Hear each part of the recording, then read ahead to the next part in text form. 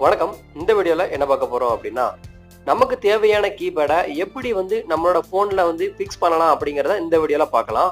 உதாரணமா நீங்க உங்களோட போன்ல 2, 3 கீபேட் வச்சிருப்பீங்க. உங்களுக்கு எந்த கீபேடை ஃபிக்ஸ் பண்ணணும் அப்படிங்கிறது உங்களுக்கு தெரியாம இருந்திருக்கலாம். ஆனா நீங்க எப்படி உங்களோட கீபேடை ஃபிக்ஸ் பண்ணலாம் அப்படிங்கிறத இந்த வீடியோல பார்க்க போறோம். உங்களோட செட்டிங்ஸை ஓபன் பண்ணிக்கோங்க. அடிஷனல் செட்டிங்ஸ்னு சொல்லி ஒரு ஆப்ஷன் கொடுத்துருப்பாங்க. ஸோ அந்த ஆப்ஷனை கிளிக் பண்ணுங்க. லாங்குவேஜ் அண்ட் இன்புட்னு சொல்லி ஒரு ஆப்ஷன் கொடுத்துருப்பாங்க. ஸோ அந்த ஆப்ஷனை கிளிக் பண்ணுங்க.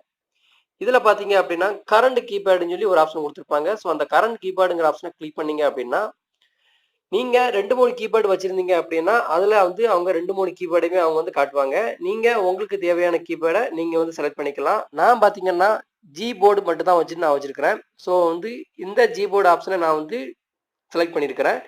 ஸோ இப்படித்தான் நீங்களும் உங்களோட கீபேடை நீங்க சூஸ் பண்ணிக்கலாம். ஸோ இந்த வீடியோ உங்களுக்கு ரொம்ப உபயோகரமா இருக்கும்னு நான் நினைக்கிறேன். நன்றி, வணக்கம்.